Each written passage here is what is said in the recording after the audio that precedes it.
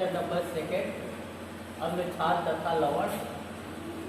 इसमें अगला जो हमारा है वो है धावन सोडा।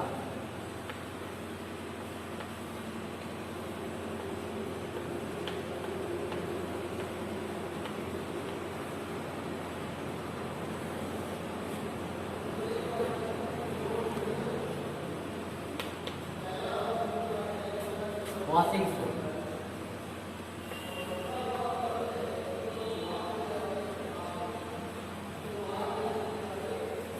इसका सूत्र होता है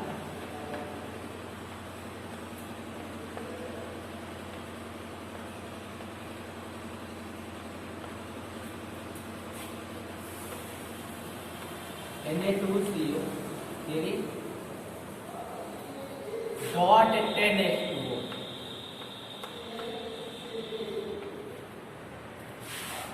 इसका अगर अनुभार कैलकुलेट करें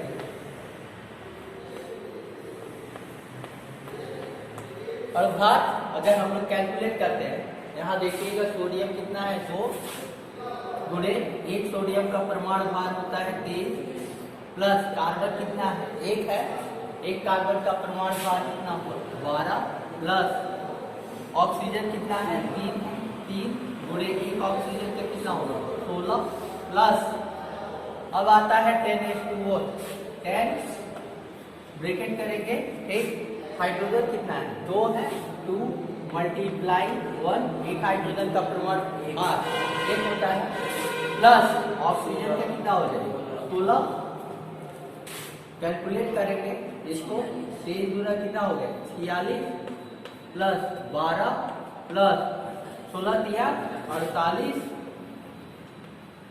प्लस यहाँ देखिए 16 और 2 कितना हो गया 16 2 18 जोड़ेंगे ना 16 और 2 कितना 18 और 10 से गुणा करेंगे कितना 180 सबको जोड़ दिया जाए 8 2 10 हो गया और 6 16 के 6 हो गया हाथ में कितना है 1 8 4 12 1 13 और 4 17 और 1 हासिल कितना होगा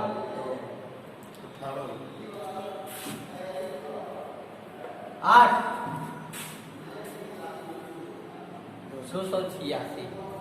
इसका क्या होगा अनुभार होगा। ठीक, रासायनिक नाम पर आते हैं।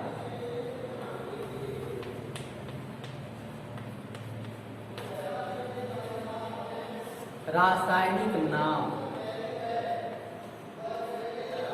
ठीक, इसको कहेंगे सोडियम कार्बोनेट और ये क्या है 10 है और 10 को डेका है क्या कहते हैं डेका और H2O है तो उसको हाइड्रेट क्या हाइड्रेट तो क्या होगा सोडियम कार्बोनेट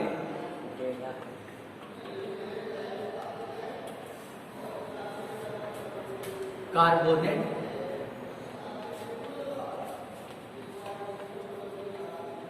डेका हाइड्रेट।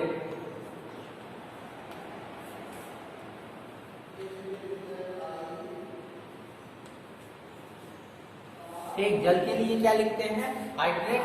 एक तो इसका नाम हो गया सोडियम कार्बोनेट डेका हाइड्रेट। ये हमारा है क्या धावन सोडा। धावन सोडा का मतलब क्या सर्फ जो यूज करते हैं सर्फ को ही हम लोग क्या कहते हैं डिटर्जेंट पाउडर कहिए धावन सोडा कहिए। और एक चीज ये भी बता दे सोडा वहां यूज करते हैं ठीक जो क्रिस्टलीन क्या होता है क्रिस्टलीन। और दूसरा चीज है कि जल में घोलने पर अगर वो झाग देता है तो जाहिर सी बात है क्या है सोडा ठीक। जैसे सोडा वाटर आता है ना जल में झाग देता है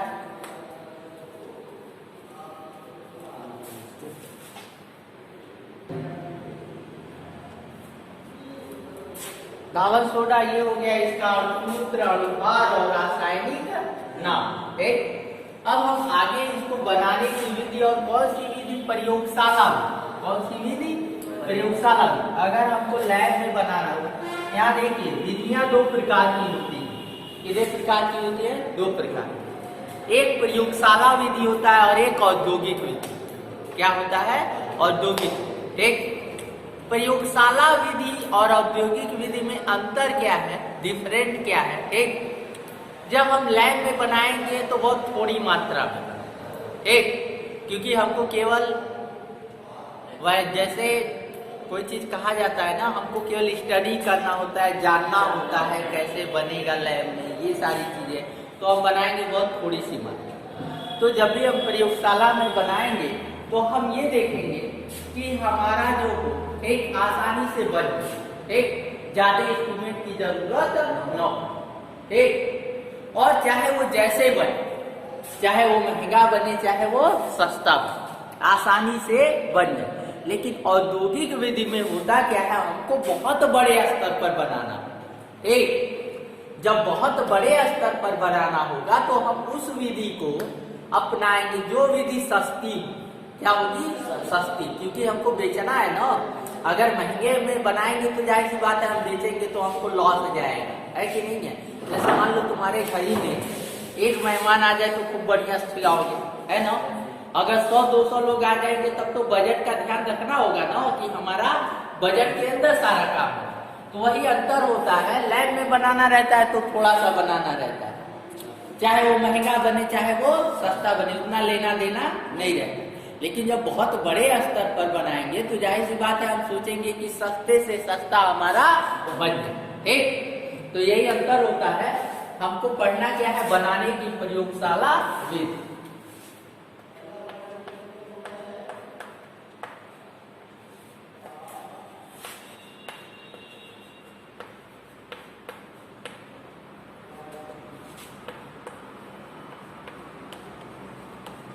बनाने की प्रयोगशाला विधि।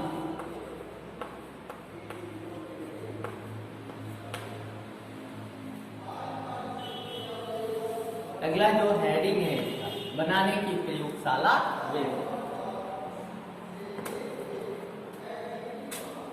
अब कैसे हम लोग बनाएंगे प्रयोगशाला, ठीक।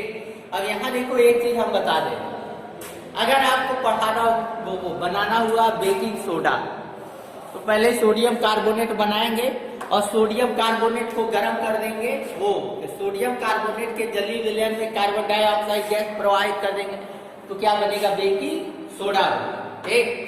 तो लिखिएगा बनाने की प्रयोगशाला विधि। सोडियम हाइड्रोक्साइड, सोडियम हाइड्रोक्साइड के जलीय विलयन, सोडियम हाइड्रोक्साइड के जलीय विलयन carbon dioxide gas, carbon dioxide gas प्रवाहित करने धावन सोडा प्राप्त हो, ऐसे लिखिएगा। प्रवाहित करने पर सोडियम कार्बोनेट प्राप्त, सोडियम कार्बोनेट प्राप्त होता है।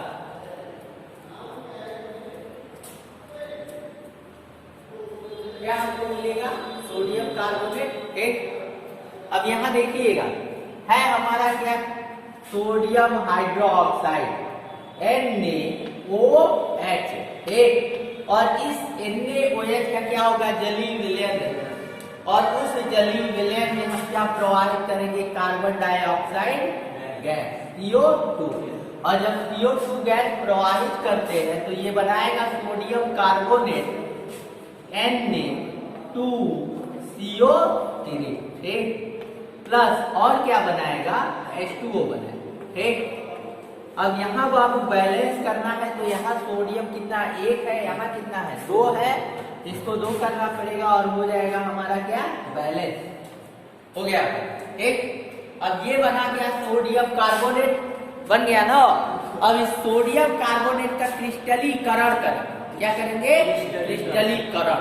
क्रिस्टलीकरण क्या होता है समझिए कि जब ये बनता है सोडियम कार्बोनेट बिल्कुल पाउडर की तरह,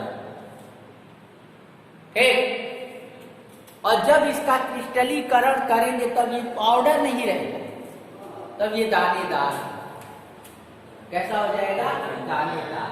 एक क्रिस्टलीकरण की क्रिया है कैसे, मान लो तुम्हारे पास इतना धूल है, धूल पाउडर की तरह, अब उसमें पानी डाल दोगे और पानी डाल के छोड़ दोगे तो पानी तो भाप बन के उड़ जाएगा, लेकिन तब जो वो मिलेगा वो धूल नहीं रहे, बड़ा कण बन जाएगा ना, होता है कि नहीं होता है? तो यही चीज सेम इसमें भी होगा। हम इसका क्या करेंगे, क्रिस्टलीकरण, और क्रिस्टलीकरण की क्रिया में करते क्या, हम जल मिला गर्म करेंगे, जितना जल बाहर जाना होगा बाहर निकल जाएगा, ठीक, कुछ जल की मात्रा क्या होगी, बच जाएगी। जैसे हमने पोटाश फिटकरी में 24H2 बचा था और इसमें कितना H2O बचेगा, 10, इसके सूत्र में 10H2O था ना, तो वही 10H2O हमारा बच जाएगा। अब ये जो प्राप्त हुआ है सोडियम कार्बोनेट, इसमें जल मिला करके इसका क्रिस्टलीकरण करेंगे, क्या करेंगे, क्रिस्टलीकरण। अब जल मिला करके क्रिस्टलीकरण करेंगे तब हमको मिलेगा क्या, धावल सोडा, क्या मिलेगा, धावल सोडा। तो आगे लिखिए, ये रिएक्शन हो गया।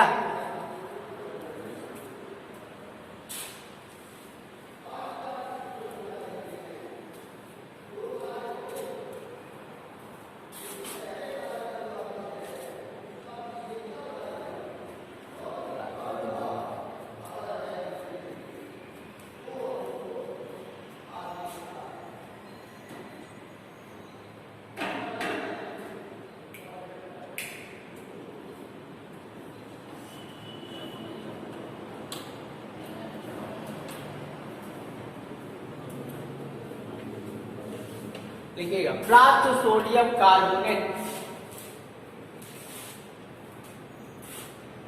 प्राप्त सोडियम कार्बोनेट में जल मिला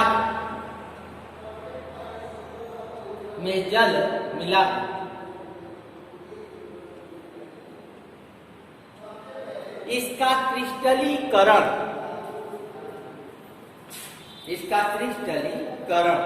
करने पर, इसका क्रिस्टलीकरण करने पर धावल सोडा प्राप्त हो।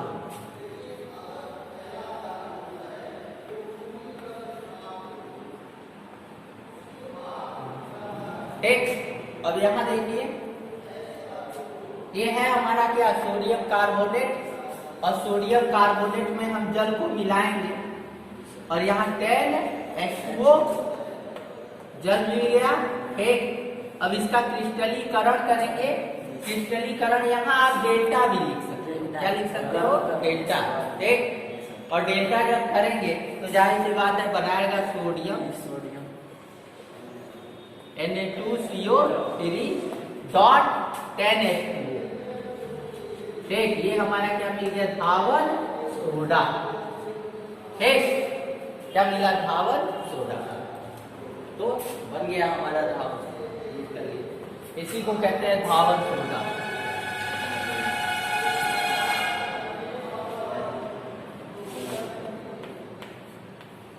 जानते हो, एक चीज हम बता दें, जितने भी अनपढ़ लोग होते हैं ना कहीं वो इंग्लिश का ज्यादा वो करते हैं। जैसे अगर तुम लोग देखे होंगे किसी के पास बुलाना होता है तो देहात के लोग कहते हैं नियरे आप, तो नियरे नहीं कहते, वो नियर कहते हैं। जैसे अंग्रेज आए ना इंडिया में जब अंग्रेज आए तो वो इंग्लिश जब बोलते थे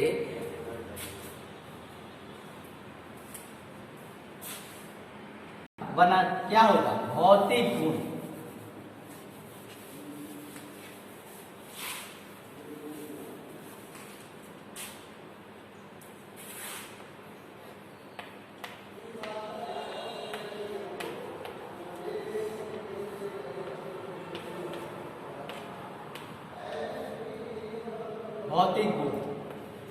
भौतिक गुण में फर्स्ट नंबर पहला देखिएगा, धावल सोडा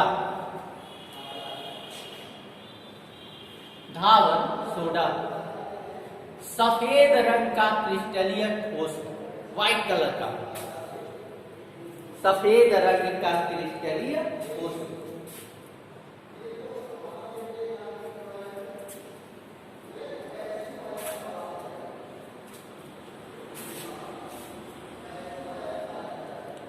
सफेद रंग का क्रिस्टलीय कोष्ठ। ठीक, अगला लिखिएगा, यह ठंडे जल में, यह ठंडे जल में पूर्ण विलीन, पूरी तरह घुल जाता है। यह ठंडे जल में पूर्ण विलीन, हाँ पूरी तरह से घुल जाता है। ये जो धावल सोडा है हमारा, ठंडे जल में पूर्ण विलीन तथा गर्म जल, तथा गर्म जल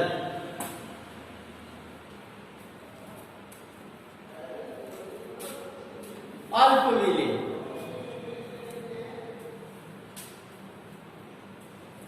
तथा गर्म जल में अल्प विलीन हो गया। अगला लिखिएगा, इसका जलीय विलयन,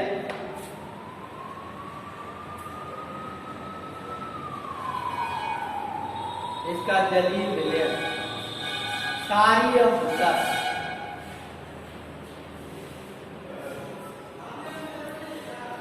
इसका जलीय विलयन क्या होगा? क्षारीय हो गया बाबू। अब यहाँ देखो एक चीज मैंने लिखवाया क्या है, यह गर्म जल में अल्प विलयन, लेकिन ठंडे जल में क्या है? पूर्ण विलयन। यहाँ देखिएगा, जब धावल सोडा हम हाथ में लेकर के पानी में डालते हैं तो होता क्या, हाथ गर्म होता है। आप लोगों ने चेक किया होगा, सरफ कभी ले करके हल्का सा मुट्ठी बंद करके उसको पानी में डालिएगा, और जैसे ही वो पानी जाएगा ना तो हाथ हमारा गर्म होगा। ठीक, अर्थात ये जो रिएक्शन होता है जब जल से क्रिया करता है, जब जल में क्या होता है? घुलता है, तो कहीं ना कहीं ऊष्मा को देता है। एक तो ऊष्मा वो पहले से दे रहा है, ऊपर से हम उसको गर्म करेंगे तो जाहिर सी बात है अब क्रिया क्या होगी? धीरे। एक तो पहले से समझो कि पहले से कोई गर्म हो, एक गर्मी दे रहा है, निकल रही है उसकी बॉडी से, और उसको और गर्म करोगे तो जाहिर सी बात है वो रिएक्शन होगा नहीं, बहुत धीरे होगा ना। ठीक, तो उसी तरह यहाँ जो सोडियम, ये धावल सोडा है, ये ठंडे जल से क्रिया करता है तो ऊष्मा को बाहर निकालता है, और जाहिर सी बात है अगर इसको गर्म करेंगे तो ये जल से में क्या होगा? अल्प विलय होगा, जल्दी घुलेगा नहीं। ठीक, अब आता है रासायनिक गुण। अगला जो हेडिंग है आपका वो है रासायनिक गुण।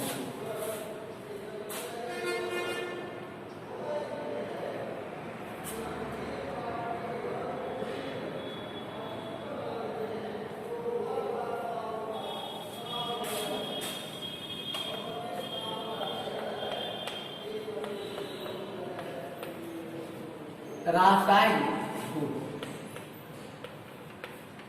एक रासायनिक गुण में जो फर्स्ट होगा वो होगा ऊष्मा का गुण।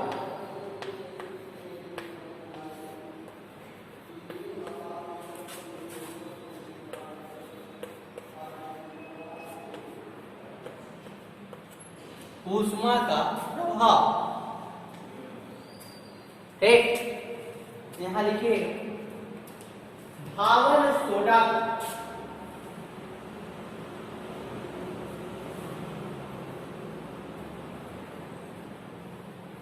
धावल सोडा हवा में खुला छोड़ दे, हवा में खुला छोड़ दे,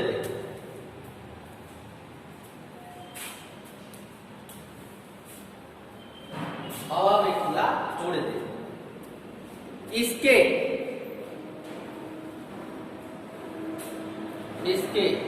9 जल के अणु बाहर निकल जाए, 9 जल के अणु बाहर निकल जाए। एक, अब यहां देखिए, अगर हवा में अगर इसको खुला छोड़ देंगे तो इसमें से कितने जल के अणु बाहर निकलेंगे? 9। अगर कहीं हवा में खुला छोड़ने के बाद अगर हम इसको गर्म कर दें तो एक जो बचा हुआ है वो भी बाहर, एक 10 अणु थे ना जल के, और जब 10 अणु थे तो अगर हम खुला छोड़ देंगे तो 9 निकल जाएंगे। अगर कहीं गर्म हो गया, गर्म कर दिए, धूप में रख दिए, ठीक, तो जाहिर सी बात है वो एक जो जल का अणु है वो भी क्या होगा, निकल जाएगा, ठीक। अब देखिए होगा क्या, अब यहाँ ध्यान से Na2CO3 डॉट 10H, यहां दिखाएंगे खुला छोड़े, अगर खुला छोड़े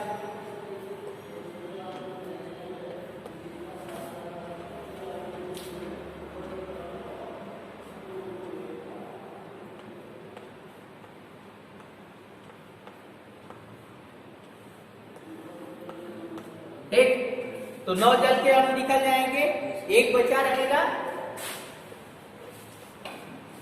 Na2CO3 डॉट H2O, एक जल का अणु बचा रहेगा, बाकी 9 जल के अणु क्या होंगे, निकल जाएंगे। अभी हम बताएंगे अगर जल के सभी अणु बाहर निकल जाए तो होगा, ठीक। अब यहाँ देखिए अगर यही है, एक जो बचा हुआ है Na2CO3 डॉट 1H2O बचा हुआ है ना, अगर कहीं हम इसको गर्म कर, क्या कर दे, गर्म, और जाहिर सी बात है अगर किसी चीज को खुला छोड़ते हैं तभी वो सूखता है ना, अगर गर्म करेंगे तभी वो सूखेगा, जल के अणु बाहर निकलेंगे। तो यहाँ खुला छोड़ेंगे तभी क्या 9 जल के अणु बाहर निकल गए, अगर कहीं गर्म कर देंगे तो जो एक है वो भी बाहर निकल जाएगा, और ये मिलेगा क्या, Na2CO3 dot O plus H2O, ये जो जल का एक अणु था वो भी क्या हो गया, बाहर निकल गया। अब यहाँ एक चीज हम बता दे रहे हैं, ये जो प्रोसेस है, अगर हम जो डिटर्जेंट पाउडर यूज कर रहे हैं वो डिटर्जेंट पाउडर को अगर खुले में रखते हैं तो 9 जल के अणु बाहर निकल जाएंगे। अगर 9 जल के अणु बाहर निकल गए, ये याद रखो, तो जल में कम खुलेगा, जल में क्या होगा, कम, ठीक, समझे। और जब जल में कम घुलेगा तो जाहिर सी बात है सफाई नहीं करेगा, इसीलिए अपने घर पे जाइएगा तो जब भी जो वॉशिंग पाउडर है उसको खुले में मत रखिएगा, डिब्बे वगैरह में बंद, एक, अगर कहीं गर्म कर दिए तो फिर वो बिल्कुल काम नहीं, समझे। ये क्रिया हम बताए किस तरह से होता है, जैसे आप लोगों ने देखा होगा कि जो तंबाकू वगैरह खाते हैं चूना लेके जाते हैं, पहले तो वो चूना को वाटर डाल करके, वाटर पानी रहता है, होता है, कहीं वो अगर एक बार सूख जाए तो फिर क्या पानी मिलता है, फिर पानी मिलता है क्या, अगर एक बार बिल्कुल सूख गया पूरा जल का, मान लो कि थोड़ा बहुत जल का अणु रहेगा ना, तो फिर पानी डालोगे तो मिल जाए, मिक्स हो जाता है। लेकिन अगर पूरी तरह सूख जाएगा फिर कितना भी पानी डालोगे वो उस फॉर्म में नहीं आएगा ना, घुलेगा ही नहीं पानी। उसी तरह ये एक, अगर पूरी तरह अगर सूख गया, जल के जितने अणु बाहर निकल गए तो अब वो जल में घुलेगा नहीं, और जाहिर सी बात है जब जल में घुलेगा नहीं तो सफाई नहीं रहेगी, ठीक। यहाँ तक हो गया है खुला छोड़ने पर। पहला रिएक्शन आप लोग लिख लिए हो ना, आगे लिखिएगा, पहला रिएक्शन फर्स्ट,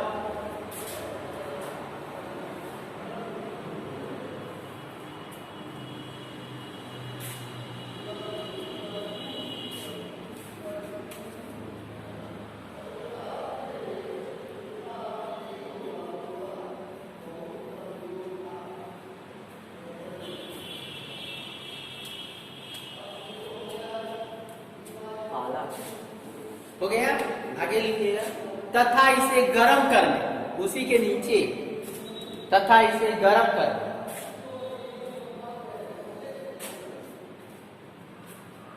इसके क्रिस्टलन जल के सभी अणु, इसके क्रिस्टलन जल के सभी अणु बाहर निकल जाते, एक क्रिस्टलन जल के सभी अणु क्या होंगे, बाहर, अर्थात कुल एक भी अणु इसमें बचेगा नहीं, ठीक।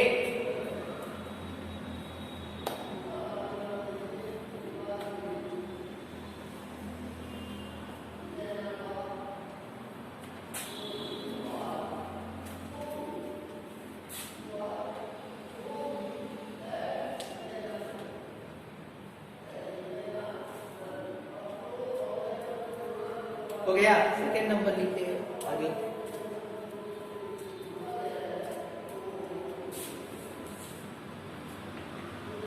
कार्बन डाइऑक्साइड से पहला हो गया ऊष्मा का प्रभाव रासायनिक गुण में, जो सेकेंड है वो कार्बन डाइऑक्साइड से क्रिया। आप ऐसे सीधे लिख सकते हो CO2 से क्रिया, कार्बन डाइऑक्साइड से क्रिया। सेकेंड नंबर रासायनिक गुण में CO2 से क्रिया।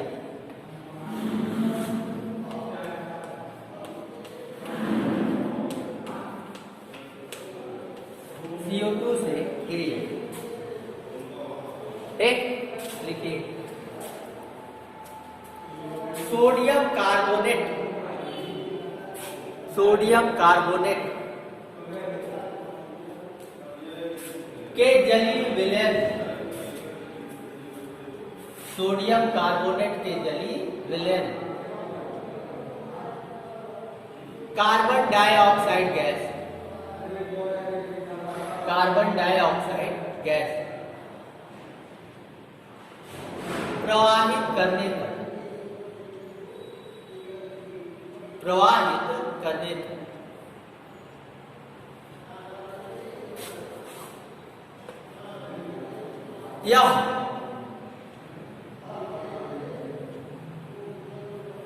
यह सोडियम बाइकार्बोनेट और ब्रैकेट में खाने का सोडा, यह सोडियम बाइकार्बोनेट और ब्रैकेट में खाने का सोडा बनाता है।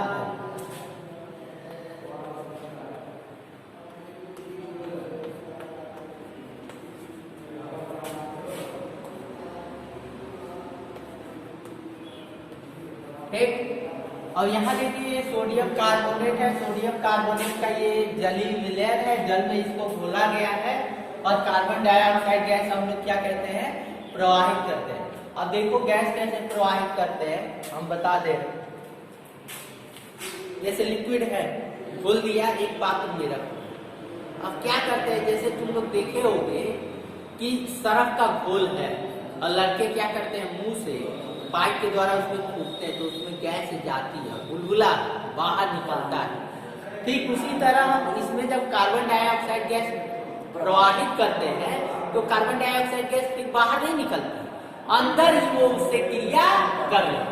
एक जैसे हम हवा से फूंकते हैं तो जाहिर सी बात है, अगर सरफ का घोल होता है तो हवा तो बाहर निकलती है, बुलबुले के रूप में निकलती है ना, लेकिन ये बाहर नहीं निकलेगी, ये अंदर जाएगी तो उसी से क्या कर लेगी, क्रिया कर लेगी। और क्रिया करेगी तो बनाएगा क्या, 2NaHCO3, और ये हमारा है क्या, खाने का सोडा या बेकिंग सोडा। अर्थात इसमें कार्बन डाइऑक्साइड गैस प्रवाहित करने पर क्या बनाएगा, बेकिंग सोडा। ठीक,